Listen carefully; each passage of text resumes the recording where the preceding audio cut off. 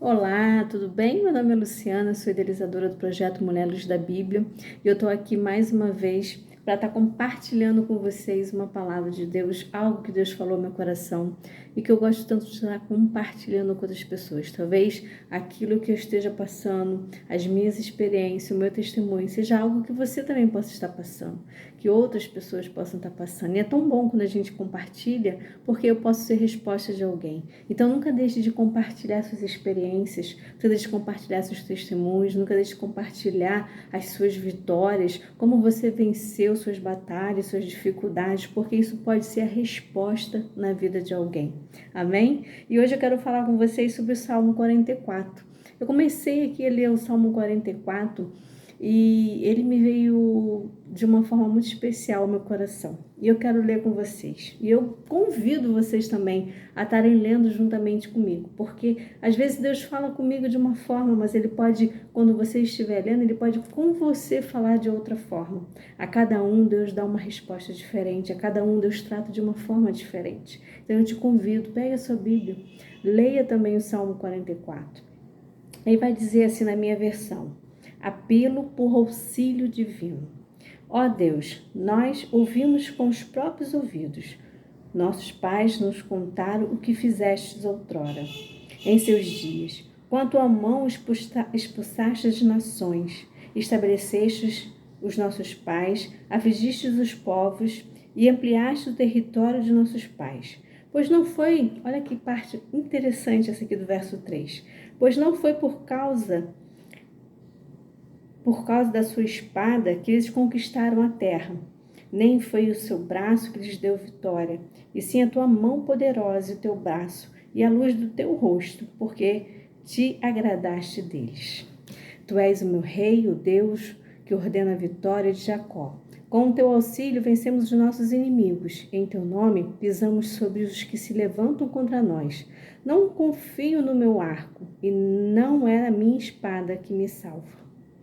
Pois tu nos salvaste dos nossos inimigos e cobriste de vergonha os que nos odeiam. Em Deus nós temos gloriado continuamente e para sempre louvaremos o teu nome. A partir do verso 9 já começa a ficar diferente. Ele começa assim: agora, porém, tu nos rejeitastes e nos expulsastes a vergonha, e já não acompanhas os nossos exércitos. Tu não fazes bater em retirada diante dos nossos inimigos, os que nos odeiam nos tornam por seus despojos. Entregaste-nos como ovelhas para o matadouro e nos espalhaste entre as nações. Vendes por nada o teu povo e não tens lucro com a sua venda. Tu nos fazes objeto de deboche para os nossos vizinhos, de escárnio e de zombaria aos que nos rodeiam. Eu vou pular essa parte e vou para o 23, para o verso 23, que diz assim: desperta. Por que dormes, Senhor? Desperta, não nos rejeites para sempre. Por que escondes o rosto e te esqueces da nossa miséria e da nossa opressão? Pois a nossa alma está batida até o pó, e o nosso corpo está como que pegado no chão. E no verso 26, que é o último, ele fala assim: levanta-te para socorrer-nos, resgata-nos por amor da sua bondade. Amém?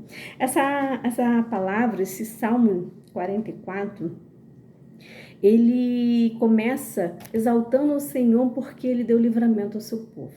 Ele começa exaltando o Senhor por todas as benfeitorias, por todo o benefício que fez, afugentando seus inimigos, dando vitória.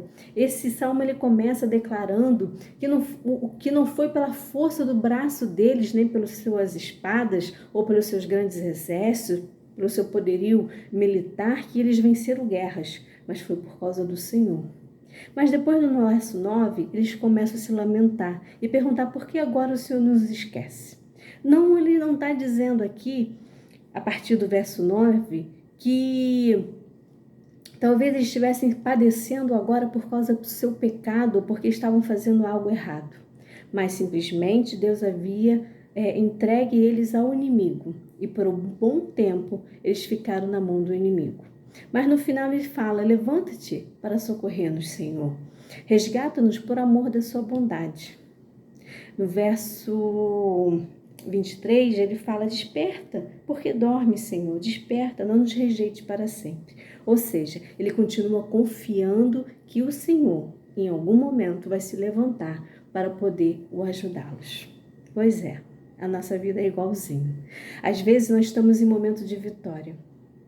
Às vezes todas as coisas correm bem, fluem bem. Tudo acontece conforme a gente quer. Tudo flui, tudo caminha. É como se estivesse numa estrada onde todos os sinais verdes, nenhum vermelho, você vai adiante, passando em todos os sinais. Nada te para, nada te faz olhar para trás, você avança. Não é assim? Mas tem horas que a gente pega uma estrada e parece que todos os sinais, todos os cruzamentos estão com sinais vermelhos. E parece que você não sai do lugar. As coisas começam a parecer dar errado, as coisas começam a não ficar tão fáceis, há lutas, há batalhas. É com muita dificuldade que conseguimos alcançar alguma coisa. E aí a gente se pergunta: onde está o nosso Deus, que outrora nos dava vitória? E aí quando eu lembro de Eclesiastes 3, ele vai dizer assim, que há tempo para todas as coisas. Há um tempo de vitória, também há um tempo de derrota. Há tempo de colher pedras, há tempo de soltar as pedras, há tempo de abraçar, há tempo de largar, há tempo de plantar, há tempo de colher. Pois é, quando eu paro para pensar nisso, essa semana eu estava conversando com uma amiga e a gente estava conversando em ser mãe. E como é difícil ser mãe, porque a gente não nasce mãe. A gente aprende conforme a gente vai executando a arte de ser mãe, não é verdade? A gente não nasce mãe, ninguém faz curso para mãe. Pode até ter aí algum curso, como troca fralda, como faz isso, como aquilo, os psicólogos ensinam 1000 coisas, mas na prática a coisa é bem diferente. E aí a gente aprende a ser mãe no dia a dia, sabe? A gente aprende tantas coisas no dia a dia. A gente não tem escola para a vida. Não tem escola para você entender o que você vai fazer em certos momentos da sua vida. E aí é um momento que a sua confiança tem que estar plenamente depositada no Senhor. Entender que independente da circunstância, Ele está trabalhando por você. Entender que independente da pergunta, Ele é a resposta. Independente do problema, da dificuldade, do que for, Ele é tudo para você. Independente do silêncio, Ele está falando. Independente de seja qual for a situação, Ele está trabalhando a seu favor. Porque, olha o que diz aqui, ó. Pois não foi por sua espada que eles conquistaram a terra, nem foi o seu braço que lhes deu vitória, e sim a tua mão poderosa e o teu braço e a luz do teu rosto, porque te agradaste deles. O Senhor se agrada de você. Você é um filho de Deus. Você é uma obra-prima do Senhor. E Ele se agrada de você. Por isso Ele faz por você. Sabe quando a gente tem um filho rebelde? Um filho bagunceiro? Um filho que nos desobedece? Um filho que a gente fala para estudar e não estuda? A gente não deixa de amar esse filho. A gente continua amando esse filho. E a gente continua preservando ele, cuidando dele, protegendo ele, sabe, orando por ele, desejando todo o melhor dessa terra para ele. Assim é o nosso Deus. Quem dirá o nosso Deus, que é todo amor, que é toda bondade, que é toda misericórdia, não fará por você? Aleluia. E aí, eu conversando com essa amiga, voltando, né, ao assunto, eu conversando com essa amiga essa semana, e a gente falando sobre maternidade, sobre vida, sobre tantas coisas. A gente pouco conversa, mas quando a gente conversa bastante. E aí eu disse para ela, e tá tudo bem a gente não ter feito tudo perfeito lá atrás. Sabe por quê? Porque era o que a gente sabia ser, é o que a gente sabia fazer. E graças a Deus que tinha um Deus que nos guardou, que nos protegeu, que nos ajudou, que nos consolou, que nos ajudou a chegar até aqui. Hoje nós podemos dizer que somos um pouquinho melhor. Estamos um pouquinho melhor. Mas ainda erramos, ainda falhamos, ainda temos dúvidas, ainda temos dificuldades. Mas Ele continua conosco e continuará eternamente. Porque Ele é o mesmo ontem, hoje e eternamente. Amém? Eu não sei que momento você está vivendo da sua vida.